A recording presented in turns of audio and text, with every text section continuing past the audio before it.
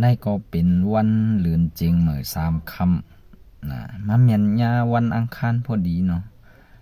เมียนเอาวันอังคารดีๆเลยซ้ำเป็นวันที่3แทงนะแห้งเลย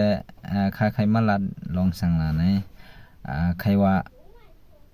เมื่อในเมียนเอาวันเกิดคาดีๆค่ะเนาะเมียนเอาวันเกิดคาดี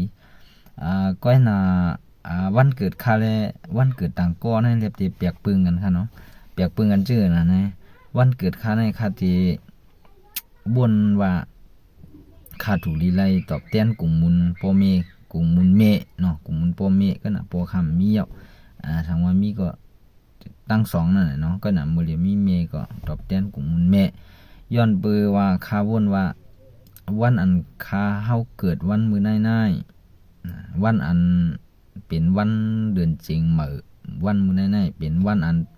มีก็คาไล่เอาอาซากสีแลกให้คาเลยเกิดเป็นก้นมาว่าจังได๋เนาะและข้าก็มีตั้งป้ายวนว่ามีเฮาคาถูกดีไลห่างเฮียนอันนั้นก็กันหนังเฮาปองปินไลนั่นเนาะ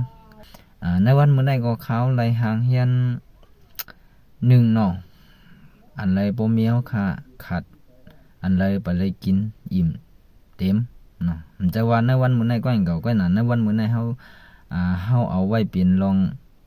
องใหญ่สีกูวันๆนี่ก็เฮาลุ่มลาดไว้ถึงเขาอันไรเขาไปย้ำไรกินเฮาก็เพราะว่าเฮาปองเป็นไรเฮาก็ซื้อมาเลี้ยงอันไรเขาหลู่ใจหลู่ซอยรวยในจุบันเขาไปย้ำไรใจซอยคุณลุงตั้งไว้ลองกินลองย่ำคู่ใจตื้อสุนโตกูวันนี่เฮาก็ด้วยจึงนั้นเฮาก็เอามาบูโจกันโตนั่นเนาะมังก็ได้บ่ถึงวันเกิดในตีบินแทงมิ้วนึงเนาะที่บินแทงมิ้วคือล่ะในห้องอ้อยก็อ้อยสิเหเป่าเค้กค่ะเนาะเอาเงินต้องอันเฮาคาไลมาจังนั้นนี่ก็กะซื้อตั้งกินตั้งยำจังนั้นเลี้ยงอ้อยก็อ้อยสิเฮาอ้อยก็อ้อยสิเฮาก็ได้มีของขวัญให้อย่างนี่มาตอนเฮานั่นก็ได้มาห่มจุ่มตอนเฮามาอวยพรให้เฮาในวันเกิดก้อยหน้าคาซ้ำเฮ็ดแห่งเมียงคาซ้ำบ่วนว่าในวันเกิดในเฮาขาดถูกดีไลเข้ามือกันต่อยอมน้อมถึงก็เป็นมีเฮาขาค่ะเนาะย้อนบ่ว่ามีเฮาขาบ่ขานั้นไล่เอาอาซัก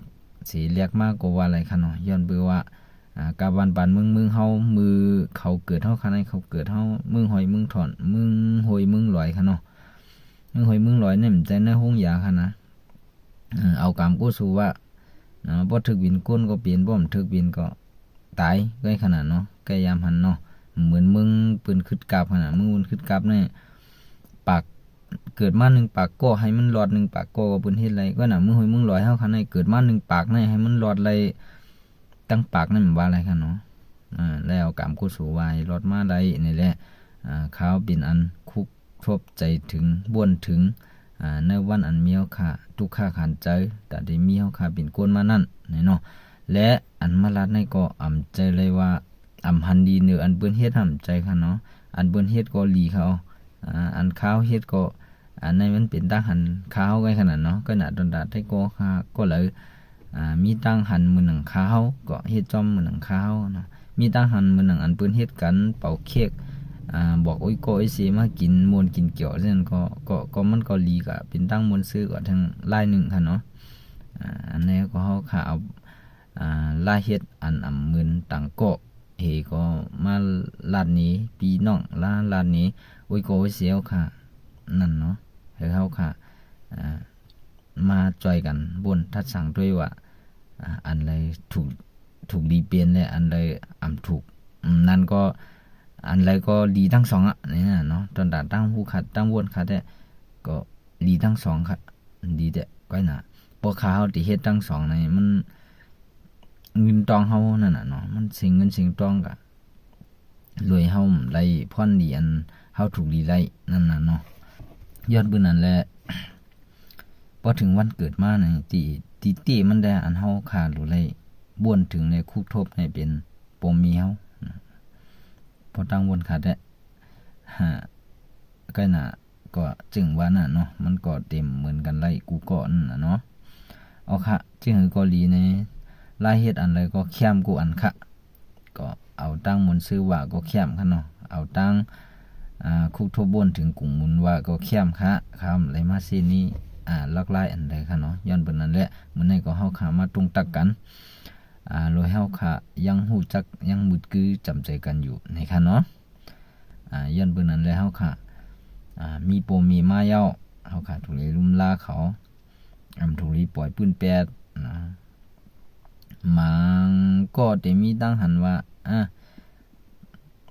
อันถูลีไล่เลี้ยงเฮานั้นเป็นเขาเฮาก็ถูลีไล่มีหน้าที่ลุ่มลาด้วยถึงลูกลาเฮาก็ตั้งหน้าในก็ติมีขนาดเนาะก็น่ะจึงนั้นก็เป็นทางรองนึงในแล้วว่าอันเฮาคัดหันถึงว่าบ่มีเฮาคันนั้นก็เฮาคัดเลยลุ่มลาหน้าเฮือนเฮาคันกว่าตั้งหน้านั้นเตรียมลูกล่างนางมีเฮา5ในหน้าเฮือนดายเฮา5นี่ก็สังว่าเฮาเป็นบ่เจ้าเฮือนอันแก่นแข็งเนาะก็เป็นหน้าที่เฮาค่ะเลยลุ่มลาตั้ง2ฝ่าย2ป่านั่นน่ะย้อนเบิ่งจังนั้นแหละมีตั้งหูอิดออดปิดปอดมาผักตอนโอ้ยโกยเซียวเขาค่ะมื้อนี้มือสูงกูก็ค่ะเนาะ